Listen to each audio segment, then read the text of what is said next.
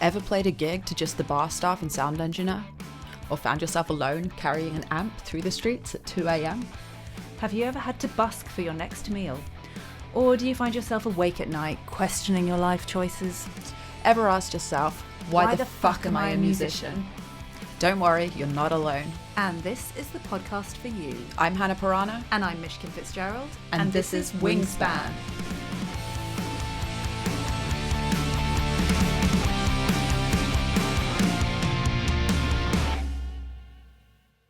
And play. We look alright? We look good. Good. Yeah. What about your wanky coffee mug? Oh, Trying to get sponsorship from Dirt Tea. You know, that'd be nice. Cheers. Cheers for being a wanker. Welcome. hello. It's your favourite witches. Back again, as you can see. This time in the same room. What a joy. Yes. Anyway, down to business. Miss Pirana, how are you today? I am good, thank you. As you can see, I am back in Brighton, which is very nice. We have had a photo shoot in which we have basically done all of our shit for the next year. So that's been very productive. And we have a couple of gigs coming up in the weekend. How are you? I'm doing very well. It's nice to have you back for a little while and to do some very focused work together, which is really nice. It's way more fun in the same room. I'm looking forward to the songs taking shape, the next Hannah Pirana singles, which are going to be coming out next year. So I'm very excited about hitting the studio on Friday. I love studio time. Yes. Yeah, it's good. Yeah, that's going to be very exciting. We've been a bit Eris focused recently, so it's always nice to go from one project back to another. I feel like we haven't done much Hannah Pirana stuff in quite a long time, so it's nice to be flipping back to that now, and it's along our theme of our podcast. Indeed it is, which is called How to Build an Empire. This is going to be part one because this is something that we'll explore again and again, I think, with new sort of layers and themes. But it's a good one for us because Hannah and I always describe what we're doing, the empire. And we'll talk about whether we should take on a job or not, or whether we should do a gig, or whether we should reach out to somebody. And the question is always, will it benefit the empire? Yes. And if the answer is yes, then usually one of us will do it. Sometimes we'll do it together. It depends on what the job is and what it needs. But generally, like, that's the question that we ask ourselves or tell ourselves when we're not sure about something. Will it benefit the empire? So that's what this podcast is all about today. And we've broken it up into 3 different themes. Yes. So the 3 pillars of building the empire: Collaboration, confidence, and longevity.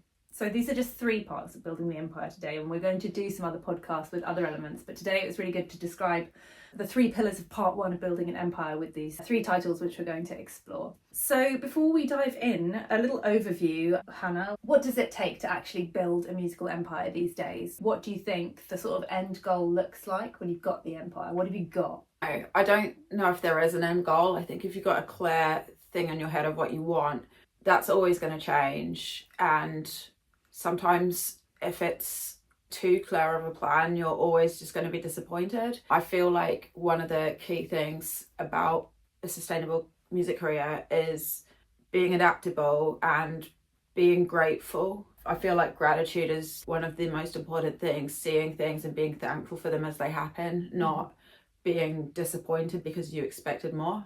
Yeah, definitely. I think, like, providing you're growing as a musician all the time and you're expanding your skills and stuff, I think that's part of it. And just being able to look back and be like, look at all the assets that I created. Assets for me is a word that keeps coming up, and I think if you've got like a whole load of songs out there, like maybe you've got multiple albums and you work in multiple projects, maybe you've just got 2 albums out, it doesn't really matter, but the fact is that those songs are all assets in your empire, and you never know which song is going to suddenly kick off, go viral, and then one of your assets just explodes. Music videos, the people that you network with, your amount of gigs that you've done, all of these things add to the empire. And I think as soon as you've been doing music for, let's say, 3 years, you have built something, and it's worth always looking back at that. This is another thing that we discussed in a previous podcast where we also talked about the portfolio of proof. So I think while you're building the empire and you need to have an overview of it, it's really good to write down actual things that happen so you can look back. But as Hannah said, the goalposts will just keep moving, so it's good to have a very fluid idea of where you want to go, and providing you're growing, it doesn't really matter what the end goal looks like, and there shouldn't really be one, really. Yeah, I think the end goal is fun. Yeah, fun with the music. All of the kind of hard work falls away and then you just have a continuous thing. I don't know though, I think the end goal is us sitting on a porch somewhere, maybe by the sea, a nice soft breeze. That's true. With our passive income rolling in. Yeah, and then the pool boy just bringing us margaritas, non-alcoholic margaritas, of course, you know. And you telling him to pull your finger. Pretty much, yeah, that's the dream. Can we say that? Yeah, we can say whatever we want. Yeah, I mean, that's the dream. It definitely. is, yeah. Or maybe it's putting out a single that's so bad that it's an absolute joke and seeing what people actually think. Yeah, something like that. That's the end goal, which all of these things are fun. So yeah, I think, the empire should be built on. Are you having a laugh now when you're doing music? Has the hustle turned into joy? And are you now feeling like some sort of fulfillment? Yeah, definitely. I guess the other thing is everyone wants an empire, but I think everyone's prepared to work hard, but I think people aren't prepared for the time it takes. And I think maybe people aren't prepared that if it doesn't look like exactly how they imagined it, that it's not right. And I think the most beautiful thing about life is you actually don't know what's happening until it unfolds, and you can look back and be like, aha, I see that actually the whole time I had it and I needn't have worried so much. But yeah, I just think if you're going to go into the music industry and build an empire, be prepared for it to be wonky as fuck. We've got a nice quote for you, which is, empires aren't built in a day, they're built in the bits between the breakdowns, which is very relevant. I've had so many breakdowns in my life. I'm always like, you find like after the most ridiculous breakdown and you're like, it's all over, and then suddenly you're like, the song. Like the best album ever comes out because you're like in such a dark place that you just have the well of sadness and you can just keep taking from that. Yeah, absolutely. Yeah, I think all the best things as an artist do come from hardships. Hopefully not forever. Yeah. Hopefully they'll come from pool boys. Okay, the brief sort of overview before we dive into the pillars is everyone wants an empire. As Hannah said, nobody wants to talk about the decade that it takes to build one. The brief overview of the pillars, we've got collaboration, which is a really key one. If you want to build an empire, you cannot do it alone. It's just as simple as that. You've got to have people helping you. You've got to have slaves. Yeah, pool boys.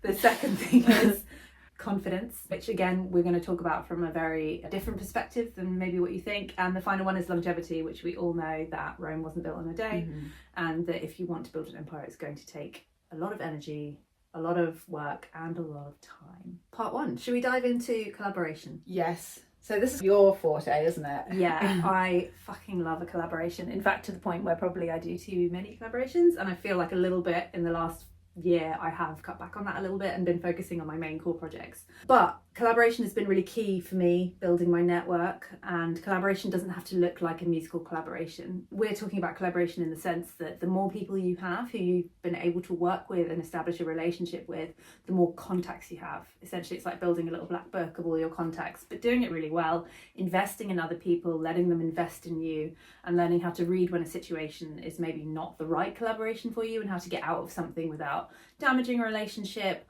saying no when it feels uncomfortable, or maybe you're in a situation where someone is maybe taking a bit more from you than you would like, and it's time to step back from that and go back to your own sort of stable self. But I think once you have a foundation, you've got your music and you've got your songs and you've got a brand, essentially that is you, that is when I think it's a good time to start collaborating. Maybe you've built a couple of albums and it's time to step out. Maybe you want to expand yourself musically, or you want to just expand your network essentially. So doing a collab, like a literal musical collab, is a great way of essentially doubling your fan base. If you are doing it with someone who's got a similar fan base as you, or maybe you're lucky enough you can reach out to somebody bigger than you who's got a huge network and they say yes, even better, certainly encourage you to try. And this could be a collaboration of writing a song together, which is always good but can be quite a lot of work. A remix is a really good way to reach out to people. So maybe a really cool DJ or an electronic artist who's completely different, and you do a collab and you just send your stems over. You don't even have to rewrite a song. It's just a way of making another song double. You could reach out to a producer that you've never worked with and do a single together. You could reach out to a cover artist who wants to take photos and make your cover art. There's so many ways you can expand your artistic network, and I wholeheartedly encourage that. Especially if you work on Patreon or you're doing a lot of work which requires kind of to create content. This is a great way to do that, and I've done that on Patreon loads of times, and it's sometimes filled empty months on Patreon for me. I'm like, oh my god, I don't have anything ready. I can't release this album because it's not ready, or it's too secret or something. And that's when I might reach out to somebody and say, hey, do you just want to write a song together this month? And then you both share it. But how about you for collaboration? Yeah, I think the key thing for me with collaboration is using it as a tool to find long-term relationships in music. I think you have to do a lot of trial and error when you start out to find your people. Definitely. But then I think don't be afraid to keep trying if things don't work out. And I think a big thing about collaboration is the downside sometimes is you can end up in situations with people where either you're feeling used or they're not the right people for you. And I think it's really important to be able to work out when a collaboration needs to end or what's not working. And I think with musical relationships, it can be really hard to let people go in that way, especially I can think of a few situations where I've had to fire bandmates, and that was never easy because you always feel like someone's kind of doing you a favor or like that you're rejecting them personally somehow, and that's been really hard. But knowing how to make space for the collaborations that are going to benefit you, I think this is like a really good skill to have as well. And it's not easy, but it does become easier with practice, I think. Yeah, and you get better and better at it, don't you? You get better at reading people's kind of signs, and I think just your standards go up a little bit as well. Like maybe when you first start out, you say yes to a lot of stuff, but then you'll start to look at collaborations that are really going to offer like value to everything. And it is really hard to let go of people, and sometimes it might feel a little bit like, oh my god, is this the right thing? But honestly, the more you let go of things that are not really serving the empire, the more people can come into that space that you've just made by clearing out something that was not really serving the music. Yeah, absolutely. And I think sometimes it's about having that confidence of going, I deserve more than this. I'll tell you an example of something that happened to me, which was before Jim, I had a whole run of guitarists who weren't right, and it was really difficult. And I remember one particular guitarist, like he had such a great look and stuff like that, and then I went round to jam a couple of times and he hadn't learned any of the songs or anything, and it was just really weird. And I was quite young at the time, so I was like, oh, this is really awkward, I'm gonna have to be sorry, this isn't working. And I remember I messaged him and my phone felt like a time bomb. Have you ever had that? It's so uncomfortable, and I've had to do similar things so many times. But every time you do that, I think you'll agree, it does get easier, and you get to a point years into your career where all you're surrounded by is the people who are right for you because you have held out for that. People of quality rather than just loads and loads of people, which is how it works, I think, isn't it? I totally relate to that on a different level. For me, like, I probably got into a habit of just over collaboration and just reaching out to so many people. And I'm really ADHD, so everything is just like, let's do everything all at the same time. And what I began to realise is that perhaps I had burnt out my creativity completely just by saying yes to too many things. And although they were really fun, I started to realise that the quality of my music and production had started to maybe go down a little bit. And I wasn't putting out bad stuff, but it was just, it felt rushed. It felt like it was over the top. I started to realise, okay, there's certain people that I should collaborate with, and there's certain people that maybe they just want to make stuff, which was great. But I started to realise, so Hannah's all about the quality and I'm a little bit about the quantity. But this is why our collaboration is so good, because we keep each other in check for our habits. My sort of brain goes outwards so much that it overreaches, and Hannah's very much like introvert, turning inwards and using her own energy. So together it's a really good mix, which is why a collaboration between the two of us just works so great. But I've definitely had it where I've been like in collaborations with people and the music is, it's just not going the way that I wanted it to at all, and I've lost control. I've totally lost control of the song, and I've had to let somebody else do something that I don't really think is that great, and then we've just put out something that I'm like, it could have been better. And because I don't have the time or the energy or the control over it, I've just spread myself really thinly. That's when the music quality can go down. So I definitely think early on in your career, collaborate, say yes to everything. You never know what's going to happen. You don't have to put it out at the end of the day, but every single time you work with someone, you'll grow as a musician. So definitely say yes to it, and then hopefully later on in your career you'll be like me and Hannah. We've got quality people that we go back to time and time again. We have collaborators, and occasionally we'll reach out to somebody new, but we're not overdoing that and making the songs go down. And we've both been in situations where we've collaborated, it's not worked out, and we've just had to say, you know what, that's fine, let's just leave it and move on. And that can be hard sometimes, but it definitely, you want to make sure that your brand and your kind of musical soul is in the song, and it's not just something that you're like, I'm not really into that. yeah totally. And I think again that takes years to build, and I think I know you're the same. Like when I started out, I was in lots of other different bands that were run by different people, and I learned a lot from that. And I think that's an important kind of rite of passage to be able to collaborate people who are your kind of musical superiors or who are just more experienced musically than you are, can teach you things. And also, it's okay if something's not that great. Like, it's all right. It's not going to be all and end all. Like, I've done some projects and it's just not really been something that I'm that proud of, and it's come out and I've just been like, you know what, doesn't matter. It's just somebody will like it and you can just move on. So it's okay to kind of make mistakes in collaboration as well. And actually those mistakes are what really help you then go, okay, I'm not going to do that again. You have to do those things in order to grow. So yeah, basically what we're saying is you can't build the empire on your own. You are going to at some point have to collaborate and put your trust in people. That will sometimes go really well and sometimes it won't, and both things are okay and will always help you build the empire. The doing stuff on your own as like the solo success, it's essentially a myth. But even if you are a solo artist, there's a whole team of people generally behind somebody who's grown to success. And that kind of success is more sustainable than doing stuff on your own because you have people you can lean on and you have a sounding board. You want to find people who help you fill in the missing parts. Yeah, absolutely. Like us. Yeah. Should we tell them about the jigsaw now? Let's do it. Yeah, so Mish has this big mushroom jigsaw that she's working on, and I came to stay last night and we were doing a bit of the jigsaw together. I was cooking and I came over and I realised that Hannah had filled in an entire corner, but perfectly. Like she'd done like row by row pretty much and built it up by going through every single jigsaw piece in the bucket to find those squares of black. Essentially, like the most joyless part of the jigsaw, she'd just done this like really hardcore square, and I was like, whoa. And then we looked at all of my bits and it was just like a bit of this, a bit of that, and all over there, and it was just like that.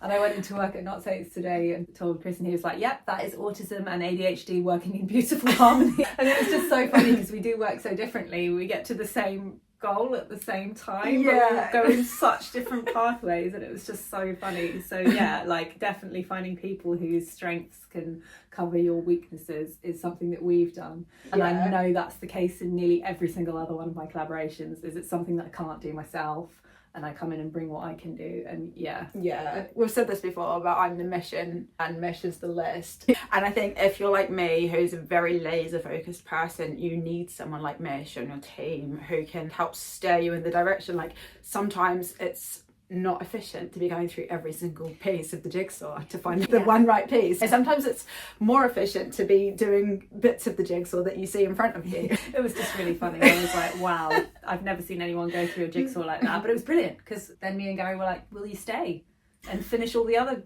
horrible parts of the jigsaw puzzle that are completely joyless? I'm happy to do all the black edges. I actually find joy in the things that other people find joy. Okay, so how to identify genuine collaborators against people who will drain your energy. This is something you're just going to have to discover as you go, but definitely look for the signs. Does this person like present themselves as a professional musician? Have they got the same hunger as you do? Are they mentally stable? Do they give you a good feeling in your gut? Or are you a bit like, this could go horribly wrong? And I think it's really important to listen to those things. So yeah, look for genuine collaboration, but don't worry if you make a mistake. The next key point is asking for help without feeling like a failure. You want to think that you can do it all yourself, but there is no harm in asking, even for help with songwriting and stuff. It doesn't mean that you're less of a songwriter if you need someone else's help to finish something. I think this is about humility essentially, and realizing that actually other people can add to your project in a way that you can't just by doing it yourself. Definitely, and you probably find that the more you do, the easier it is to write songs with other people actually. I much prefer that process than just on your own at the drawing board, like sitting there soulless trying to think of a lyric. And just be like, hey Hannah, do you want to write songs? I'll be like, I will do the corner of your song. I'll be like, thanks, I've done all the fun bits. Hannah's like, hold my beer. So with collaboration is about building a team when you've no money. So perhaps you can skill swap. I know that we do that with a lot of projects. Third Bloom, for example, Gel, who runs that project, is super talented, does all the beats and does all the electronic in the production, but Hannah and I jump in on the songwriting, and sometimes Gary does as well. I'll help with chords, I'll help with the song structure and stuff like that. He's also a graphic artist, so we've basically collaborated on so many things that would have cost either one of us like thousands of pounds by now, but essentially it's a skill that we can swap, and that works really well. So if you can find collaborators like that where you both give to each other, it's so good for the empire. Yeah, absolutely. Yeah, that's a great example. Yeah, and you have to have the space to do that because you can't obviously skill swap with everyone. So again, knowing when to fire people, basically. Yeah, which is a hard one, isn't it? It's so hard and it feels horrible. I don't think it ever feels less horrible, but you do get a bit more detached about it. But yeah, it's really important just knowing who to collaborate with. It's really important to know when to let them go. Yeah, that is definitely a hard one, and I think it's okay to feel really bad about that. I think that makes you a normal person, and like pretty much every artist I know is hypersensitive anyway, so it's always really hard for artists to cut ties. If you let collaborations carry on that are not good for you, it will start to become more and more difficult, so it's knowing when to cut that off. And then there's the difference between collaboration and exploitation, so just be careful. Like if you're in a group where you're suddenly doing everything, like maybe you're, or like somebody who's in the backing of the band and there's no one really driving it, and you're like, oh, suddenly I'm doing all the social media now as well, or hold on a second, suddenly I'm doing all the driving, oh hold on a minute, suddenly I'm doing our bookings, and suddenly you're taking on loads of stuff and people are just coasting. That's definitely a red flag, and it's time to have a meeting and just divvy up stuff. But just be careful. If you're an especially driven person or you're really good at stuff and you're quite organised, just be careful that you don't take on everything, because it's really tempting as well. I'm a massive control freak. I spent the early half of my career trying to control everything and wasn't really that good at delegating, whereas now I'm so comfortable to delegate. I know what my skills are and I know what I can bring to the group, and I know when it's too much for me to do something and I'm able to say I can't take that on. So that's really important as well, is just divvying stuff up and not doing everything on your own, or knowing when someone's taking the piss out of you. Yeah, I think as well, like you might be leading one group, but then you're taking a back seat in the other group, and I think sometimes that's all right as well. There might be someone's band where they're doing the bulk of the stuff, but then what do you bring to it? Making sure that actually you're a valuable asset to the band, because if you're not, there's not any future in that for you. Yeah, exactly. You don't want to be the person just coasting. But also, if somebody's asked you to join their band but they're aware that you're in several other projects, then that's kind of time for you to say, okay, I can collaborate with you, but I cannot do this and this. I can literally just turn up and play, and that's okay as well. It's just being clear about it, isn't it? Yeah, absolutely. I think it's about clear communication from the start, like being clear about what you're able to offer someone, and then that way their expectations are set from the start and they can decide whether they want you in your band or that they want someone who can take a more active role. Yeah. And I think between the various projects we have, we take a more or less active role in each project depending on what the project is. Yeah, definitely. So the second pillar of the empire is confidence. I feel like this is a big theme for me at the moment, but I keep coming back to this thing of being grateful. And I think confidence is built through gratitude as well, because you're always looking at what you have. And I think confidence is actually built from looking at what you have, not what you don't have. For example, I've really struggled with self-confidence, like a lot. I've been on a huge journey of self-esteem, I guess. And a big thing for me is I used to look at other people and I used to look at the best bits of them and then compare it to the worst bits of myself. So this is a situation where I think a lot of people find themselves in, and for me a really big thing about dealing with this was that I am grateful for all the good things that I have and for all the skills that I have and for all the things that make me the artist that I am. And I think that's a really important place to start from. I don't know, what do you think? Yeah, definitely. That's really raw, that kind of expression of looking at other people and then comparing it to yourself, but the worst side, that's hardcore. Yeah, it is, but I feel like I'm totally not alone in that. I think there are so many people who struggle with this. I think especially like when you're starting out as a young female, that's definitely where those things feel huge, and we're taught to push ourselves down and to not be confident, or it's be confident but don't be too confident if you're a female. So it's like this impossible balance, isn't it, of trying to tick all the boxes. But yeah, I totally agree. I think that one thing that I've really learned from you about confidence is that confidence comes from within, and that it's always in yourself. Do you know what I mean? Yeah. It's not something that comes from other people's point of view, because I was such a people pleaser. Hannah's taught me how to be less of a people I'm not a people pleaser, so it's really sexy though. Like, honestly, when she's going to have to do that, I'm like, oh, great. But I come from a very much people pleasing family and all about appearances and what people think of you as well. So one of the things I really learned from you about confidence is that it comes from within and not what other people think of you. yeah, definitely. I think it's really easy to only see your worth reflected in the likes and the comments and all of the reflection. Yeah, and like everyone struggles with this, not just artists, but I think as artists that's where your work is as well, so it's very different. You can't be separated from that at all. And yeah, just having that quiet confidence that you can sit down and write a song and be like, yeah, this was good. I don't need anyone else to tell me this is good. I know it's good. And sometimes that only comes from experience as well. You sometimes have to write a lot of shit songs until you actually know what a good song is. Yeah, and trusting your gut with that. And confidence is not something that any of us were born with. People who like confidence is so natural. They've definitely learned it, or they were given it at a younger age, but it's not something you're born with. And it's built through the repetition of being a musician, the repetition of songwriting, the repetition of performance, the repetition of rehearsal, practice, everything. It's done like that so that when you're on stage and you're playing flawlessly, you'll feel confident because you put the work in, but it comes from just keep going, basically. Yeah, I think that's the thing. Confidence is basically a product of hard work. And I certainly find that even if I'm not ready with something, if I put the hard work in, I always feel confident about it because I know that I've done what I can, and that's something to be proud of. And it doesn't really matter what the result is. I'm proud of the work that I've put in, and I feel good about that. Definitely.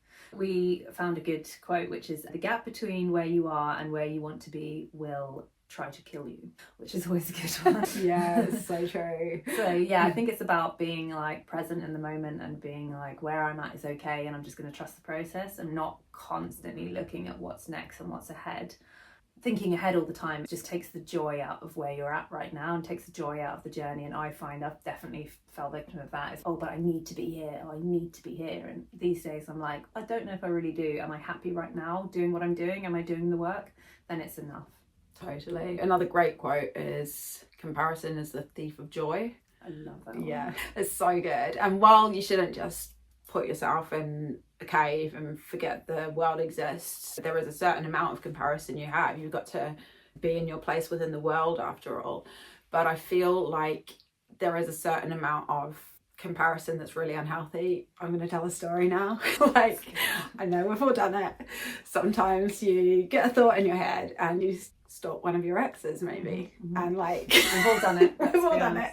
But something reminded me of this person, and I knew I shouldn't have done it, but I checked on their Instagram. This is like after years, so I didn't know if their band still existed or anything like that. And yeah, I stalked them on Instagram and I regretted it because not only was their band hugely successful, but they looked like a massive icon and their songs were great. So yeah. Why, God, why did you not strike them down with fire and brimstone? This person was a bit of a competitor to me, so seeing someone you hate doing well is hard to swallow. Yeah, it is. This is a funny story because, like, of course we shouldn't stalk our exes. Should we do it right now? Should we have a look and see how he's doing? Quick pause. No, okay. He's probably doing really badly. We should definitely check. Oh, definitely. His band's probably fallen apart. He has no empire at all. Like, we should definitely check it. Yeah. But yeah, I'm not just talking about stalking people out of Schadenfreude. Like, I'm also talking about not surrounding yourself with people who make you feel inferior. That's something that Hannah, again, taught me just from, again, listening to other great podcasts. It was like, stay in your lane, which is such a useful one. All that you're going to do by comparing yourself to how other people are doing is just distract yourself. It's going to take up space in your brain, rent-free, those people just living there. And that's not going to help you build an empire. That's just going to help you look at other things and be like, oh, and then you get this huge overwhelm, I'm not doing enough. And it just leads to a spiral. As much as you can, stay in your lane, clean up your feed. Do not look at how other people are doing, especially if they're people that like are your exes or people that maybe made you feel bad. Yeah, triggering in some way. Yeah, any triggers, just clear them out. You're going to have those intrusive thoughts anyway. You're going to have those self-doubts. Don't add to them by going online. We all do it, but if you can, just mute them in your feed, block them if you can, because it's much more effort to then have to unblock something. I think that's just a really healthy way to be. And yeah, surround yourself with people who are going to fan the flames of your empire and not make you feel shit about it. Yeah, and people who are going to influence you. We can all learn from each other, and I think that's really important. You can pick the people you want to learn from. You don't need to look at someone who's massively successful but different from you and be like, oh, what are they doing that I'm not? Or they're doing a lot of things that you're not, but that's probably a good thing that you're not doing those things. And it's irrelevant, isn't it? You're not that person. Be yourself and everything will follow. So we've got some key points here which we'll go through. I'll kick off with, there is a difference between arrogance and genuine confidence. So we're not talking about confidence where you go on stage and you're like, I am the shit. That's great. If you can do that, like, great. But it's more like going on stage and being like, I am myself. this is what I'm giving, and not trying to be someone else, or toxic positivity where you're just trying to push down all the like negative feeling. If you don't feel confident on stage, it's okay. Like maybe that's just not your confident place, but you can work at it, and just by repetition you'll get there. But it definitely comes from a place of being yourself. And the more that you are yourself, and the more you let people see who you are, the more the confidence will naturally grow. But it doesn't come from a place of like just forcing yourself to feel amazing about yourself. That just doesn't work. It's about feeling how you feel and being like, that's okay. I am going to show up to this gig or this recording session as me, the genuine me. And then that's how you build the confidence. Yeah, definitely. That's a good one. Yeah. Confidence is also about showing up when, I hate that word, showing up. I know. Show up for yourself. Show up for yourself. When engagement is terrible and it feels like nobody cares. Nothing kills your confidence than like, I posted and no one cares. Yeah, so that's where confidence really comes in, to be able to get through those times and be like, it doesn't matter that no one's liked my post. I know that what I've produced is of quality, and that will shine through eventually. And to get through those icky feelings of like rejection almost, and that's where true confidence comes in, when you can really just keep going despite all of that, like for years sometimes. Definitely. And making sure that is not your only source of mirroring back what you're doing. If social media is your only mirror, you will start to feel less confident, because it's designed to do that. So having feedback, not just from online, but from your friends, your bandmates, your family, if they're supportive. Online reviews, the portfolio of proof really comes into play then. So when you have those days where you just post something and you're like, my new song, and everyone's like, one like, you know, then just put it in your portfolio of proof. I put out that song, you never know, 5 years later that song could be on some amazing Netflix series that somebody just picked up. You never know. And then it would be a great story. No one was interested at the time, but, Yeah. but look at me now. Yeah, we make them all pay. It's something that you have said, I think, in a previous podcast maybe, but you say it quite a lot, that social media is not your only stage. Yeah. It's just one of many stages. So if your engagement on social media is disappointing, make sure that's not your only stage. Like, what are the other stages? Like gigging? Yeah, and that person that came up to you and says, I play your CD every day on the way to work. You're not going to see those people on social media going, hi, I'm listening to Hannah's CD. They're already listening to your music, so you don't know who's saying what about you. Social media is just this tiny little thing, isn't it? We always think it's like the thing. But actually, like, most people don't spend their lives on social media. Most people are out there in the world enjoying music.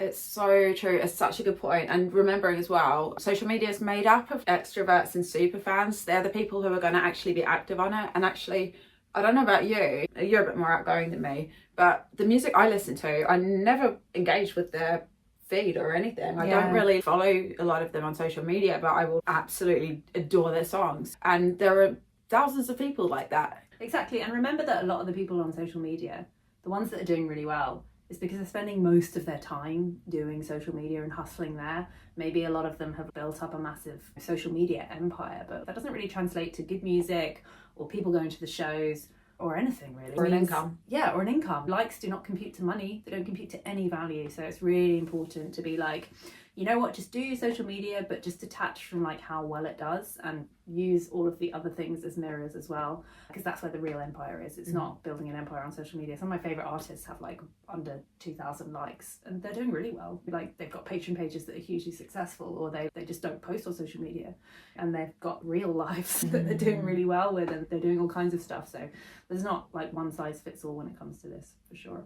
Yeah, definitely not. So the next point is, dealing with imposter syndrome while simultaneously promoting yourself.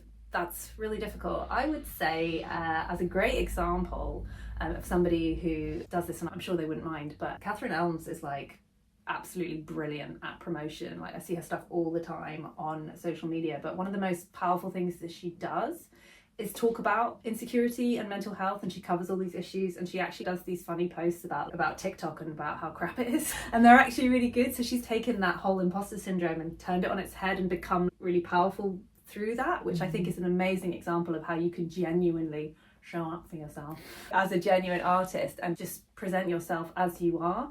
And her content's always really great because of that. So I think that's an excellent example of kind of feeling the imposter syndrome and then just going ahead and doing stuff anyway. As you were saying in the previous point, when nobody cares, you just keep going anyway, don't you? Yeah, definitely. I think that's a skill you really have when you're bipolar. At least before I was medicated, you know what I was like? I'd always be like bleh on social media, and then I'd be like, oh, Yeah. that's a bit weird. It goes in waves, doesn't it? Yeah. I find I have 2 weeks and I'm like, I love social media, I could do this forever, I'm making loads of content. And then I like do way too much content and I'm like, oh, but I want to do it now. And Simon's always like, spread out the content. I'm like, I did 7 posts today. And that's not how it works. Yeah. And then the 2 weeks after that, I'm like, oh, I Yeah. don't want to see anything on social media. I hate it. Yeah. I'm never going on it again. I'm deleting my account. Everyone thinks I'm weird. Yeah, I yeah. am weird. Yeah, I totally relate to that. Okay, so we've talked about this, but setting boundaries with people who undermine you, block your exit. Yeah, just block them. Yeah. Just block And them. don't stop them, not even after a couple of years. Yeah. Okay, so we've covered collaboration, confidence. The final pillar for today's session is longevity, which probably is my favourite thing about my career right now, is that we've both kept going. So yeah, it's quite funny. We asked AI for a bit of help with this, and AI went, most artists burn out after 3 years. And Hannah was like, that's an interesting stat. Where did you get it? AI just went, oh, I just made it up.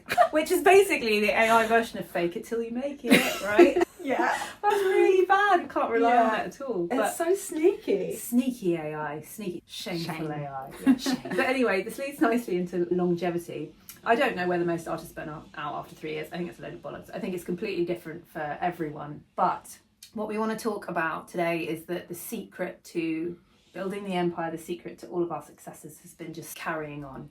Not giving up, not thinking that album was a bit difficult and it made me feel really bad, or I had a meltdown, or I got no money, or all of the challenges that you're going to face. Even if you take a break from it, it's just carrying on. Like just getting to the next place, the next single, the next song. Even if you're not putting out music, you're still writing, you're still just going forwards. It's actually a really hard thing to do, to stay in music, especially if you're female. You will get to your 30s, you'll literally get to your 29th birthday, and then suddenly you'll be like, shit, I can't do this anymore, because all of the narratives that we've been taught as women is basically you become more irrelevant the older you grow. So it can be really scary carrying on a music career after that, especially if you're not massive or mainstream or hitting all these things.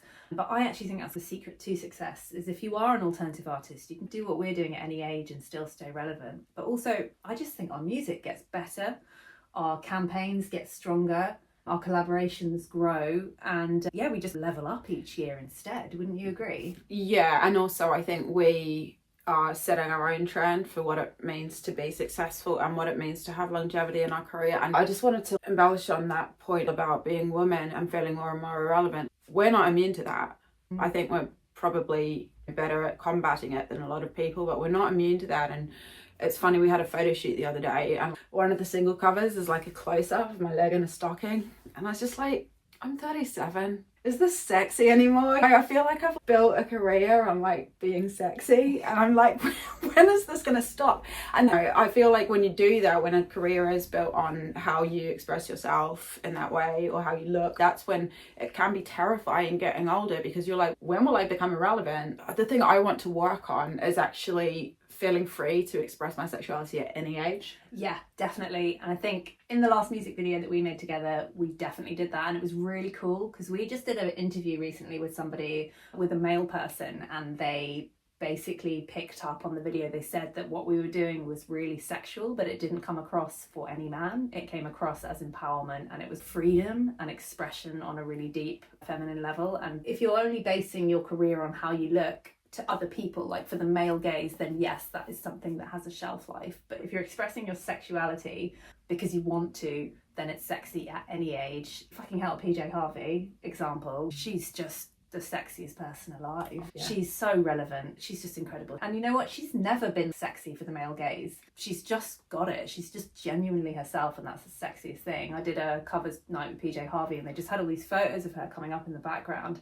And I was just looking at her and just going, fucking hell, what a legend. She's literally the queen of alternative music. Yeah. I don't know any female musician who's not wildly influenced by her either. Yeah, absolutely. It's just so cool. And I just think, you know what?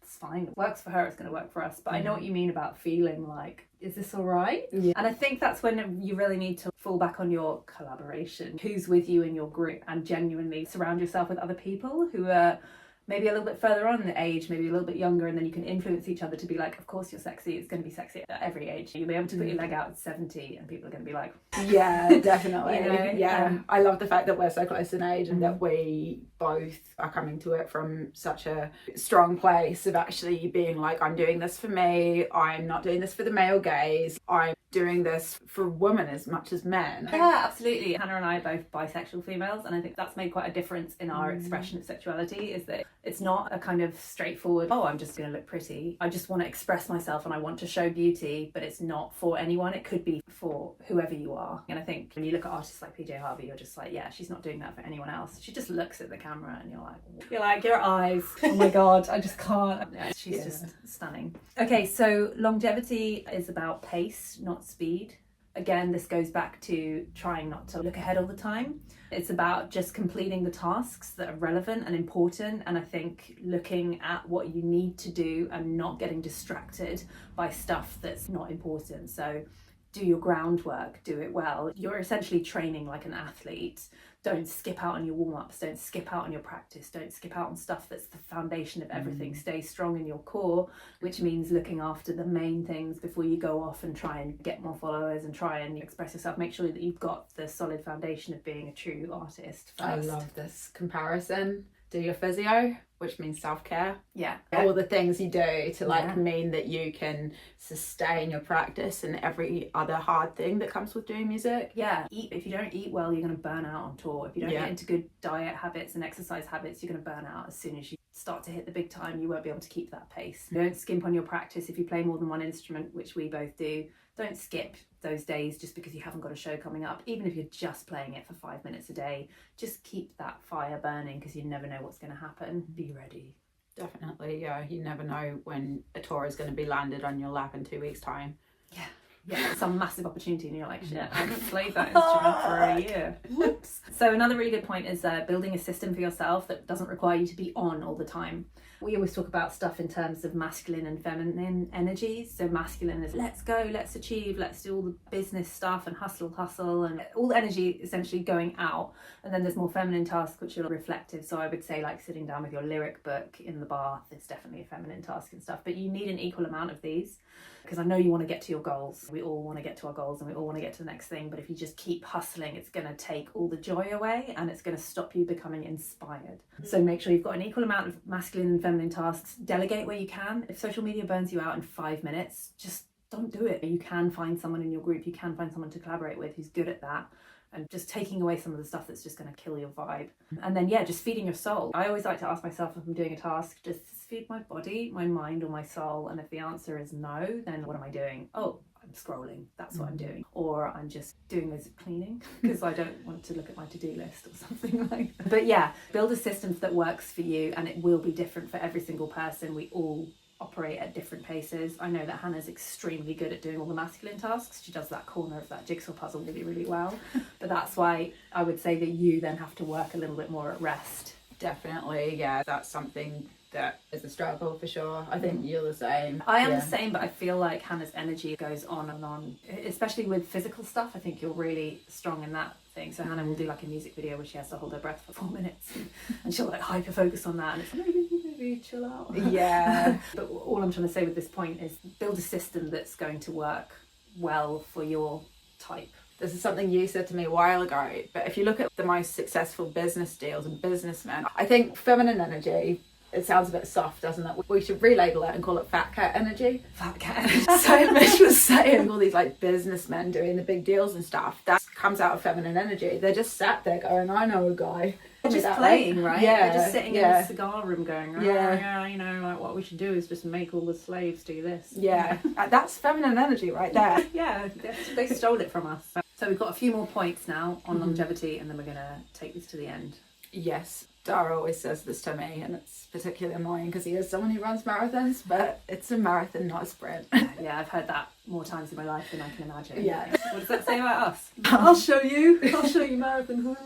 I'll sprint your marathon. Yeah, I'll sprint your fucking marathon. Oh shit, I hurt myself again. Yeah. So overnight success, actually, I think there's a lot of reasons why it can be dangerous. I've heard a lot of stories of people who have had instant success with no foundation to back it on, and they've crumbled as soon as something falls apart. Because also I feel individual success doesn't last forever. And I think if you have this massive success initially from one thing, you're expected to replicate that for the rest of your life. Totally. And actually, Anna Miley did a YouTube video. I don't know whether it's public, it was on her Patreon, but it was all about entertainment versus art. And I really think it's very important to remind yourself, like, am I an entertainer? Do I want to write a little jingle and suddenly blow up and then everyone wants to play that jingle forever and I'm happy with that because I'm an entertainer? Or am I an artist? Artists can take longer. Art is not about giving you instant gratification. It's about challenging, reflecting, mirroring, which was so cool. So yeah, if you get a chance to watch Anna Miley's talk on entertainment versus art, because it was really cool. It's definitely what you were just saying there. Yeah. Okay, one point with longevity is we really should mention the financial realities of being a musician. We've all got side hustles to make money. Some of us have day jobs. Some of us have families, kids. We're caring for people. There's loads of stuff and it has to be a compromise. So don't worry if you only get 1 day a week to work on your music. The empire will still be built. It doesn't matter how long it takes. It could take 20 years to build the thing that you're really trying to go for. And I think that's normal in our industry, especially if you're trying to do something that isn't just, like I said, entertainment. So yeah, make sure that you've got the compromise between these things in your life and make sure you've got some balance.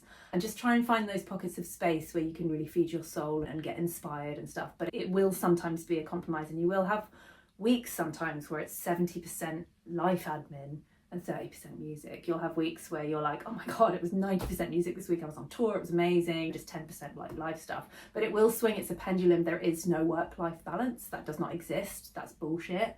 Unless you stick to the same week every single week, which just won't happen in our industry at all, is bullshit. So just be prepared for that pendulum to swing backwards and forwards, and it's okay. Sometimes you'll have 3 months where you just have to care for something that happens in your life. Someone gets sick or whatever. Or recently my partner fell down the stairs and broke his ankle, and suddenly there was so many more things that I needed to do while he was resting, and that was okay. I knew I was going to come back to the music, but I knew that a lot of things had to just stop while I did that, and it was a really difficult kind of balancing time. But I'm just trying to say that sometimes you are just going to have to pull back, and that's okay. The empire will be there when you come back. And what I like to think as well, now that we're at this stage of our career, one thought that really helps me with anxiety of am I there or whatever the empire is, even when you're sleeping, someone is listening to your music.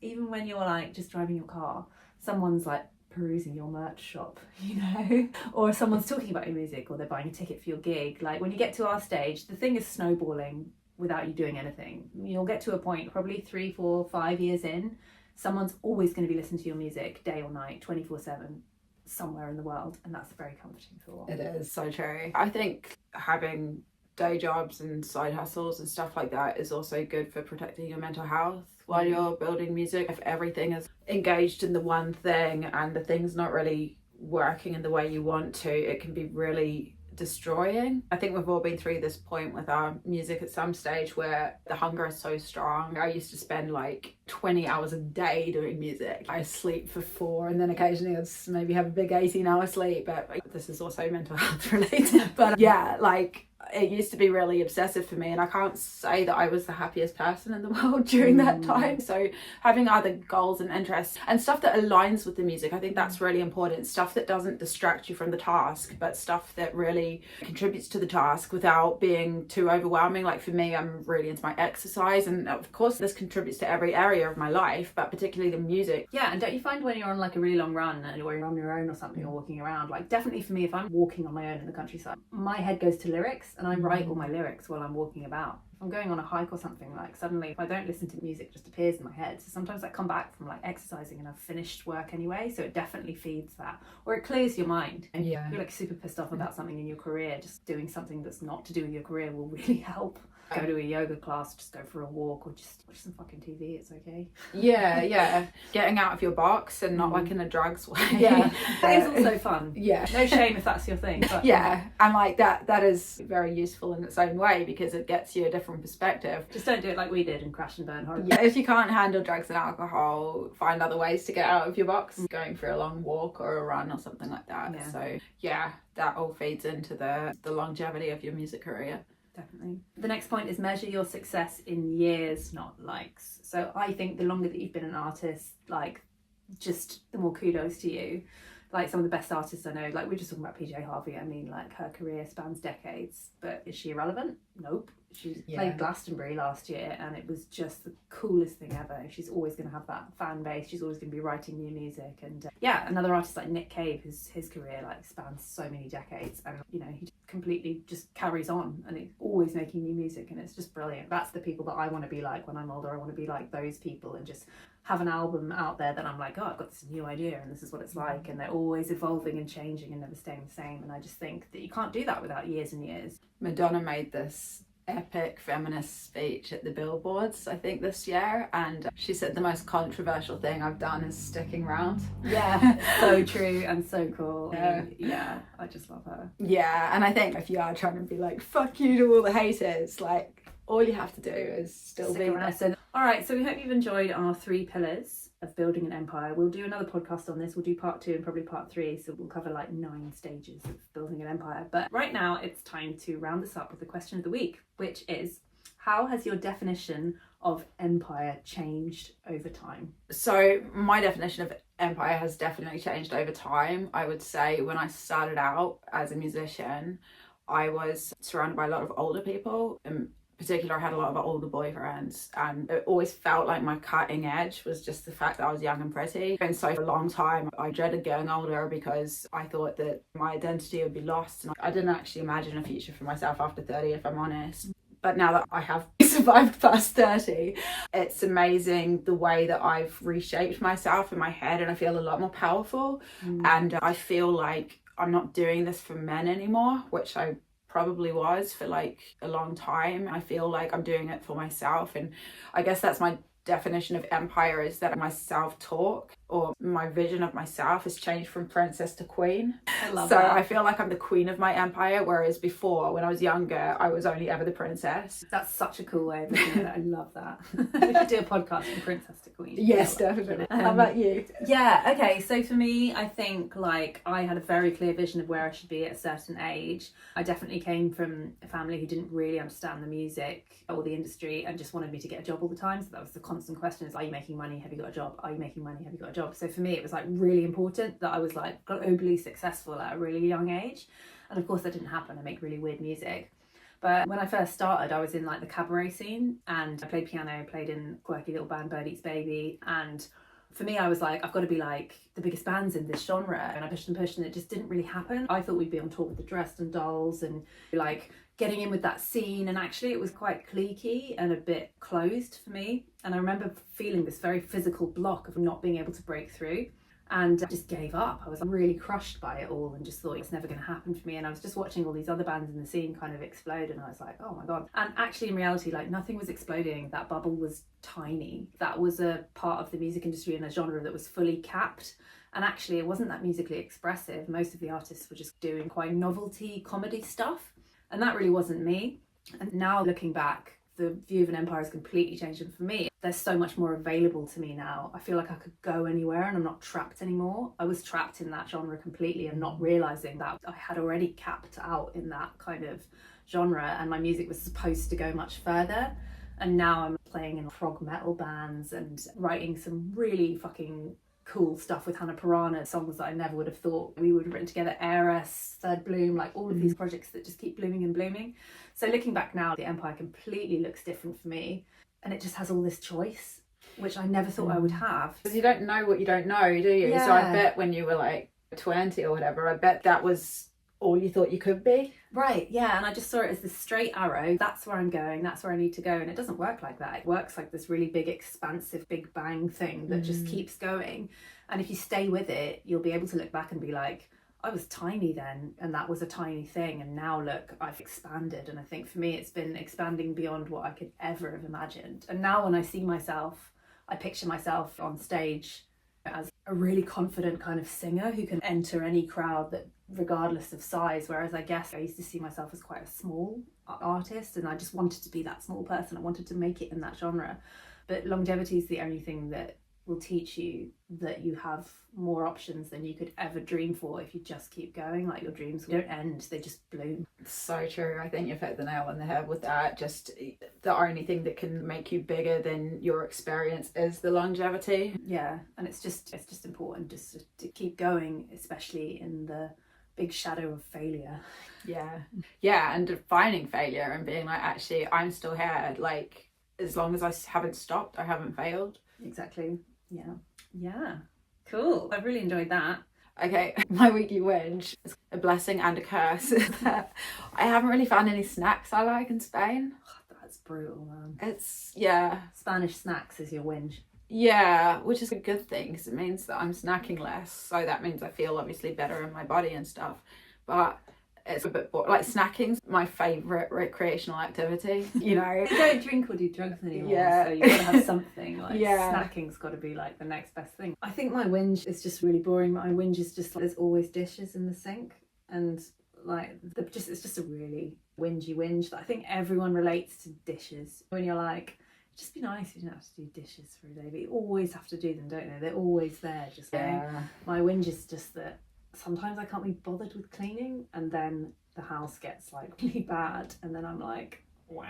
Yeah. My whinge is basically just, I'm between obsessively cleaning or doing nothing at all, and I don't seem to have a balance with it, and that's my problem. I could spend like 7 hours cleaning. Yeah, you sometimes. love a good clean. I love it, but it's more like an obsession. Do you know what I mean? I don't have a healthy relationship with cleaning.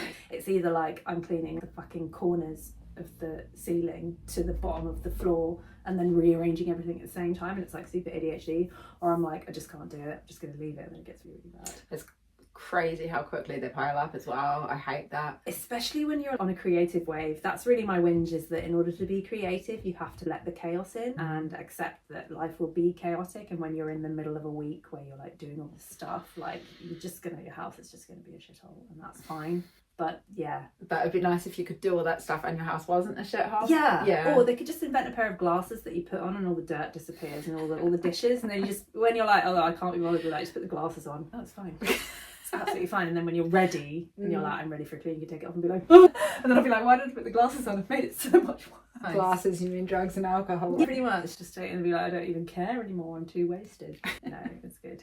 I do love a good clean, but I'm going to whinge about it as well. Thank you very much for listening to that. That was an epic podcast. We're looking forward to doing part 2 and part 3 at some point. Yeah. We've got a special guest coming up very soon, Miss Georgia Train from Project Bitter Ruin, her own project. She's also a vocal coach, a incredible songwriter and artist, And a mother. Yeah, just if that wasn't enough. So we're very much looking forward to welcoming her on the podcast. So stay tuned, make sure you've subscribed so you can get all of the juicy episodes, and we will see you on the next one. If you've enjoyed this podcast, don't forget to leave us a glowing review and tell all your musician friends to rate and subscribe. If you want to be on the show, or you know someone who should, get in touch. See you next time.